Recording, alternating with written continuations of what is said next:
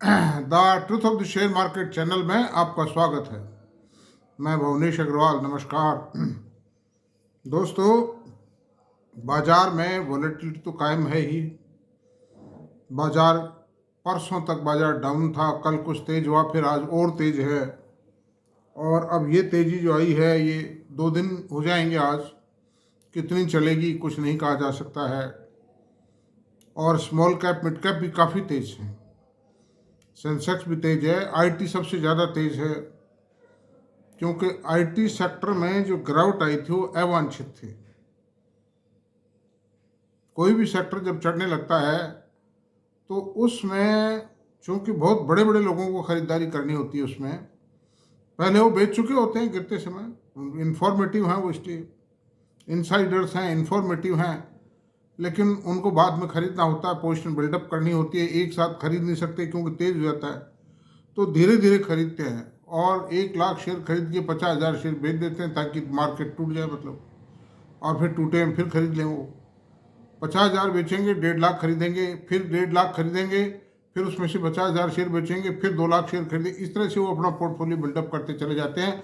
जो sector rising होने वाला है, उठने वाला है, तो खैर एनीवे चलती रहेगी मार्केट की उठापटक। आप तो कृपया सावधान रहें और बहुत समझ बूझ करके काम करें, देखभाल के काम करें, मतलब।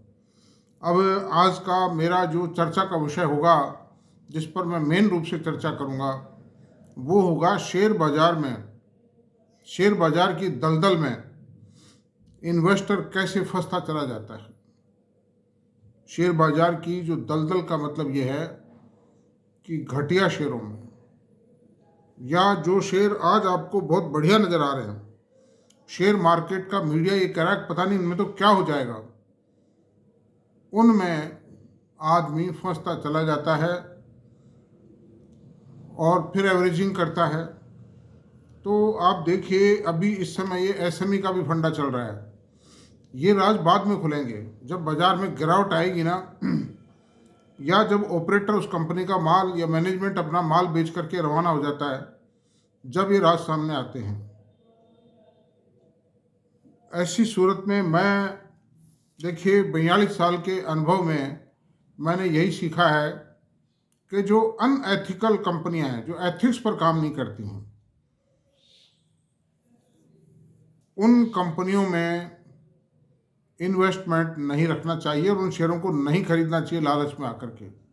वो ऐसी झलक दिखाती हैं कि पता नहीं वो 10-5 दिन में ही क्या कर देंगी।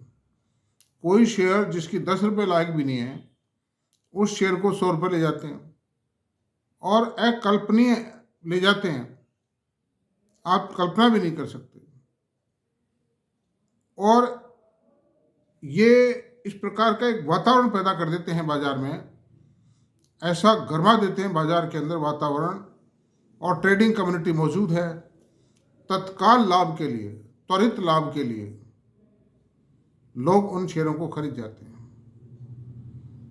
और मतलब वो 1-2 रोज के अंदर ही, 1-1.5-2 दिन के अंदर ही करोड़ों शेयर, लाखों करोड़ों शेयर बेच डालते हैं। वो अपना सारा काम सिद्ध कर लेते हैं। और इस बारे में कई सैकड़ों एग्जाम्पल हैं। सेवा पेपर है, साबु सोडियम आया है, बहुत पहले की बातें हैं। और आपके स्विगी आया अभी, डिलीवरी आया, आईपीओ के अंदर भी है। आईपीओ के अंदर भी प्रीमियम खोल करके लोगों को सब्सक्राइब करवा ले जाते हैं, और बाजार में भी ऊंची प्रीमियम पे लिस्ट कराने की कोशिश करते हैं, लेकिन वो कुछ घंटों में, कुछ मिनटों में ही उसकी हवा निकल जाती है। उस सब के पीछे कारण क्या है कि कंपनी के पीछे फंडामेंटल स्ट्रेंथ नहीं है, फंडामेंटल ताकत नहीं है। और एक आम इन्वेस्टर जो कोशिश करे तो सीख तो सकता है, मेहनत करे तो सीख सकता है, लेकिन मेहनत करते नहीं हैं लोग। मैं आपसे बता रहा हूँ, आप देखिए सेक्टर में क्या क्या कारण होते हैं, क्या क्यों फंसता है दलदल में। सेक्टर में उठाव देखकर सेक्टर की घटया कंपनियों के शेयर खरीदते हैं। जैसे आज कोई इन्वेस्टर ये सुन ले कि साहब, जैसे जस्ट फॉर एग्जांपल मेटल के अंदर उठाव आ रहा है, सबसे ज़्यादा जो मार्केटिंग की गई है पिछले 8-10 महीने में, वो मेटल में की गई, तो वो मेटल की कोई भी घटिया कंपनी खरीद डालेगा, मतलब। कि ये सस्ती है, ये खरीदो, ये ज़्यादा बढ़ेगी। लेकिन वो ये भूल जाता है। मुझे भी बहुत लोग कहते हैं, मैसेज में भी कहते हैं, साहब कोई सस्ते शेयर बताओ, 100 रुपये से नीचे नीचे के शेयर बताओ। लेकिन मैं ये रिस्क कैसे ले सकता हूँ? मेरे जो व्यूअर्स हैं, मैं उनको इस रिस्क में नहीं डाल सकता। किसी भी छोटे इन्वेस्टर को जो ना समझ है, समझदार तो अपने हिसाब से कर ले काम, ठीक है। ना समझ आदमी को, जो समझ कम रखता है, जिसको अध्ययन कम है, ज्ञान कम है, उसको मैं गर्त में कैसे धकेल सकता हूँ, ये बताइए आप। तो आप देखिए, अब इसमें जैसे इंफ्रा की कंपनियों के उठाव की बात आई, तो जैसे मोदी गवर्नमेंट के बनते ये था कि सबसे ज़्यादा जो मार पड़ी थी यूपीए गवर्नमेंट के टाइम पर, वो इंफ्रा कंपनी में पड़ी थी, क्योंकि बहुत ज़्यादातर प्रोजेक्ट उलझ गए थे, साइट डिस्प्यूट हो गए थे, एनवायरमेंटल क्लियरेंसेज को उलझा दिया गया था, पेमेंट उलझ गए थे, और कई ड्राइंग डिज़ाइन अप्रूव नहीं करते थे, सब राख धूल हो गई थी, सारे हाईवे प्रोजेक्ट्स उलझ गए थे, और सब कुछ था। तो उन मोदी सरकार के आते ही लोगों ने क्या किया, गमन इंडिया खरीदा, IVRCL खरीदा, गमन इंफ्रा का एक शेयर और था वो खरीदा, प्रतिभा इंडस्ट्रीज के शेयर खरीदे। ये शेयर अपने युग के अच्छे शेयर थे। हिंदुस्तान कंस्ट्रक्शन खरीदा, लेकिन सब खत्म। गमन इंडिया तो बंद हो गया, प्रतिभा इंडस्ट्रीज बंद हो गई, गमन इंफ्रा भी बंद हो गया। बहुत शानदार थी कंपनी, मैं उससे ये नहीं कहता हूँ, मैनेजमेंट भी शानदार था अपने समय का, लेकिन गवर्नमेंट पॉलिसीज के कारण वो यूपीए गवर्नमेंट के टाइम पर ही इतनी गर्त में जा चुकी थी वो कंपनियां, इतना डेट हो गया था, साइड डिस्प्यूट थे, वो सुलझ नहीं सकते थे, पैसा सरकारों में फंस गया, डूब गया, बुरा हाल था, वो आज तक नहीं बन पाई। हिंदुस्तान कंस्ट्रक्शन जिंदा है क्योंकि एक बहुत बड़े घराने का है, वालचंद हीराचंद की कंपनी है, अजीत गुलाबचंद इसके मैनेजिंग डायरेक्टर CMD थे। कंपनी अभी भी है, चल भी रही है, लेकिन वो एक इन्होंने पूना के अंदर जो हिल स्टेशन बनाया था, मैं भी देख के आया हूँ उस हिल स्टेशन को, उसका नाम मैं भूल रहा हूँ। उस हिल स्टेशन में बहुत पैसा बर्बाद हो गया। जयराम रमेश ने दुनिया भर की उसमें अड़ंगे लगा दिए थे। फिर खुद की जो HCC हिंदुस्तान कंस्ट्रक्शन कंपनी थी, उसमें दुनिया भर के नुकसान हुए, उलझन हुई, वर्क ऑर्डर मिलना बंद हो गए थे, वर्क ऑर्डर मिले जो है ब्याज का बोझ आ गया, वो कंपनी डूब गई। IVRCL बंद हो गई। मतलब इसी तरह दी सेम प्रैक्टिस है। फिर Patel engineering, one face value का, ये 500-500 रुपये बिकते थे शेयर, एक जमाना था, मतलब वन फेस वैल्यू का शेयर 500 रुपये। Hindustan construction, Patel engineering, IVRCL, गमन इंडिया, ये सब 500-500 रुपये थे शेयर अटल बिहारी वाजपेयी सरकार के टाइम पर, लेकिन सब खत्म हो गए समय के साथ, और लोग इसमें उलझे रह गए।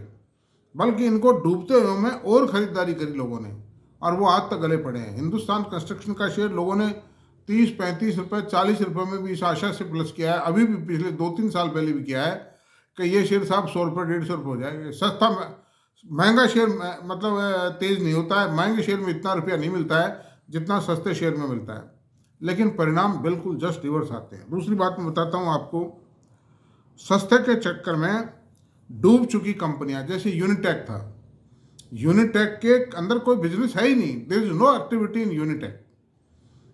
HDIL जैसे डूबा, हिंदुस्तान डेवलपमेंट जो बॉम्बे की सबसे बहुत बड़ी कंसर्न थी रियल्टी के अंदर, दीवान हाउसिंग डूबा, उनके शेयरों को भी खरीदा, सब डूब जाएंगे, डूब चुकी हैं वो तो। यूनिटेक भी करीब करीब बंद है, कोई एक्टिविटीज़ नहीं है, कोई बिजनेस नहीं है, कुछ नहीं है, फिर भी इसके शेयरों को खरीद रहे हैं कि साहब 50 रुपये हो जाएगा, 100 रुपये हो जाएगा।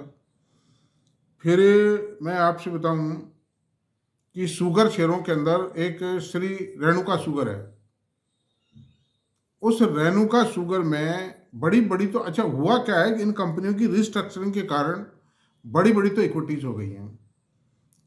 जो इक्विटी 10, 5, 15 करोड़ की हुआ करती थी, वो 100, 150 करोड़ की हो गई हैं। बैंकों ने रिस्ट्रक्चरिंग किया और रिस्ट्रक्चरिंग में भी सर्वाइव नहीं कर पाई हैं वो कंपनियां। उनमें GTL इंफ्रा का शेयर, कोई कहता है कि साहब मैंने तो 80 पैसे में खरीदा था, आज भी 1.5 रुपये, अरे भाई इसको 8 पैसे में भी नहीं बेच पाओगे। लैंको इंफ्रा का शेयर था, GVK का शेयर था, GVK पावर इंफ्रा है, वो सब शेयर डूब गए, और उनमें लोगों को पैसा फंसा रहा, बेचने के दलाली के पैसे भी वसूल नहीं हो पा रहे हैं उसमें। तो ऐसी कंपनियों में दोस्तों इन्वेस्टमेंट नहीं करना चाहिए। फिर दूसरी बात क्या है, वही दलदल है, ये दलदल है, दलदल में मत फंसिए, दूर रहिए। आप पानी के अंदर अगर आप डूब रहे हैं तो कोई बचा लेगा, लेकिन दलदल में अगर आप डूब रहे हैं आपको कोई नहीं बचा सकता। क्योंकि दलदल में जो घुसेगा वही फंस जाएगा, उसमें स्विमिंग तो कर नहीं सकता आदमी, ना चल सकता है। तो अंदर जाता, जो ताकत लगाता है बाहर निकलने के लिए, त्यों ही अंदर जाता जाता रहता है। एवरेजिंग करते हैं लोग उसका, और बड़ा खुश होते हैं कि साहब ये और आ गए मेरे पास, तो इतने सस्ते शेयर हैं। हिसाब लगाते रहते हैं कि साहब ये मेरे पास आज 25 रुपये में ख़रीदा है और मैंने 10,000 शेयर खरीद लिए, और ये 100 रुपये हो जाएगा तो मेरा पैसा इतना हो जाएगा। वो सब बेकार की बातें हैं।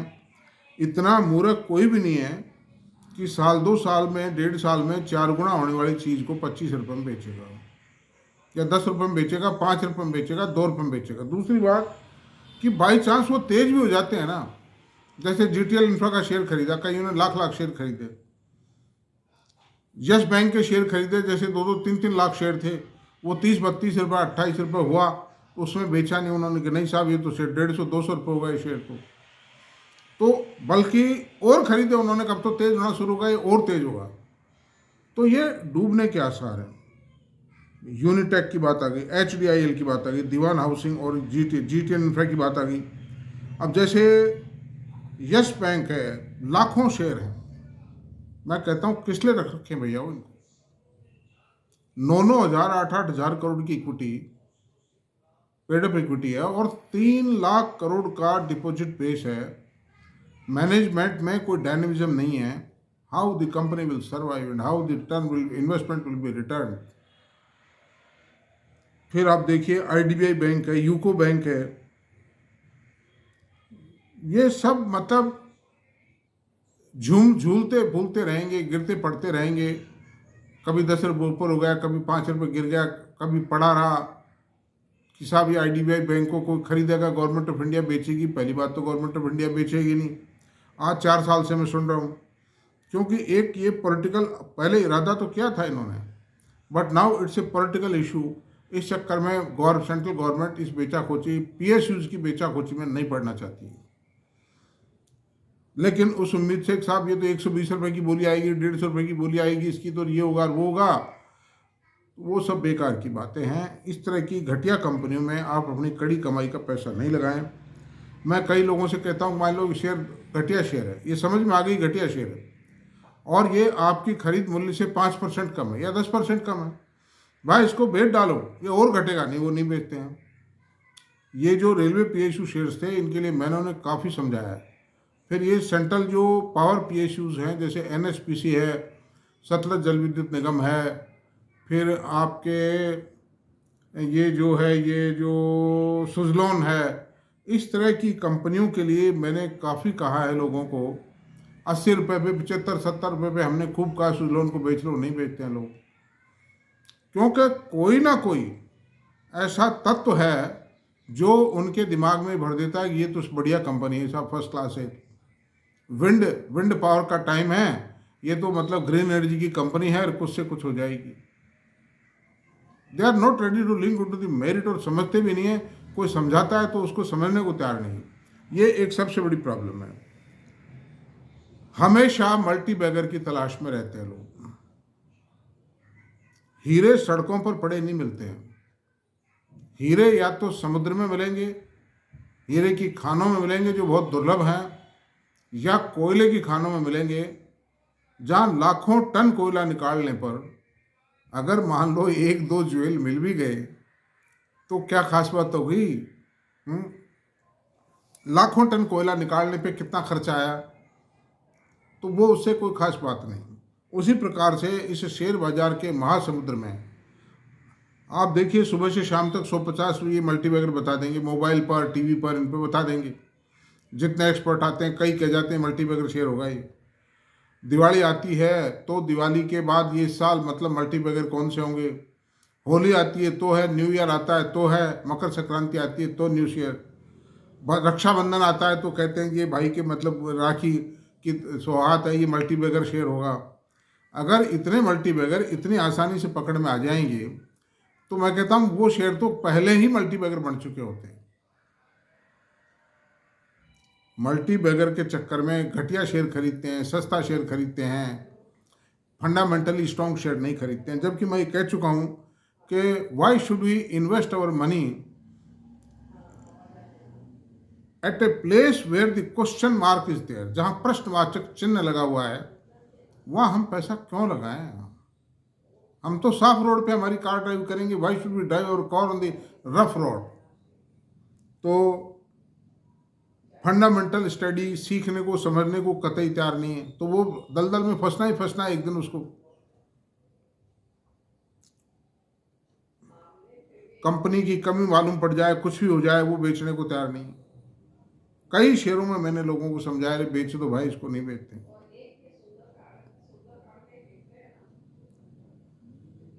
ईपीएस, अच्छा ये कहना कि साहब पढ़ाई लिखाई से शेयर बाजार थोड़ी चलते हैं, ईपीएस और पी रेशियो से शेयर थोड़ी चलता है। शेयर तो अपने हिसाब से चलता है, ऑपरेटर चलाता है, कंपनी का मालिक चलाता है, वो कितने दिन चलाएगा? स्विगी को कितने दिन खींच पाए? 650 रुपये तक ले गए थे, कितना स्टैंड कर पाए? जोमेटो को कितना स्टैंड कर पाए? 315 रुपये तक गया था शेयर, और खूब मीडिया में रिपोर्टें आई 400 का, 500 का। क्या हुआ? कुछ भी नहीं हो पाया। पेटीएम को कहाँ स्टैंड कर पाए? 2150 रुपये में आए थे। ये तो वो बड़ी कंपनियां हैं जो राष्ट्रीय पटल पर अपना नाम रखती हैं।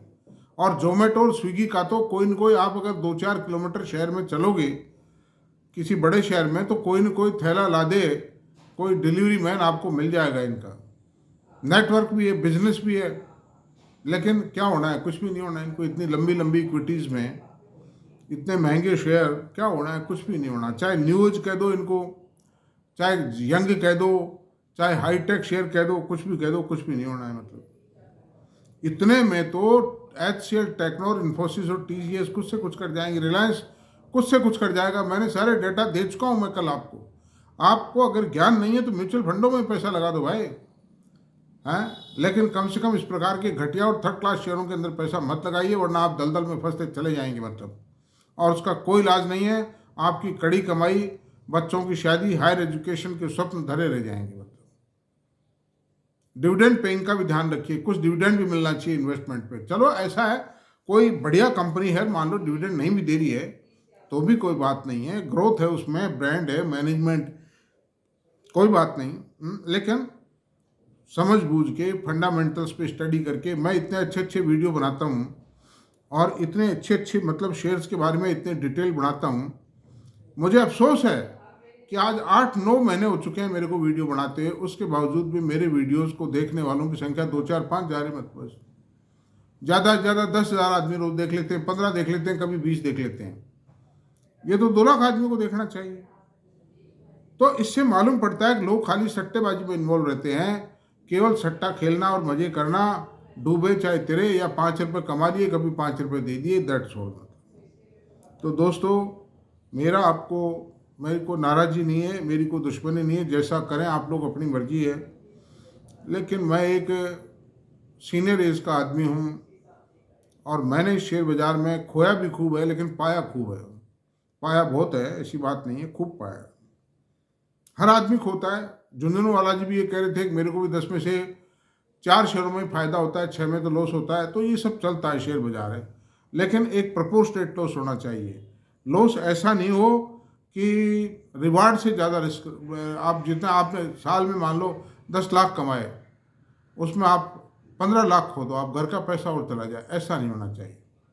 ठीक है, कोई मंदी वंदी आई है, कोई और आया, उस कारण से छोटा मोटा झटका लग गया, रिकवर हो जाता है बाद में, वो कोई बात नहीं है। तो दोस्तों, मेरा तो यही कि शेयर मार्केट की दलदल में ना फंसें, गंदे शेयरों को ना खरीदें, घटिया शेयरों को ना खरीदें, अच्छे शेयरों में इन्वेस्टमेंट करें, एक प्लान्ड वे में इन्वेस्टमेंट करें, या म्यूचुअल फंडों में जाओ। तो दैट्स ऑल, इतना ही रहने देते हैं। चर्चा पूरी हुई। Thank you very much.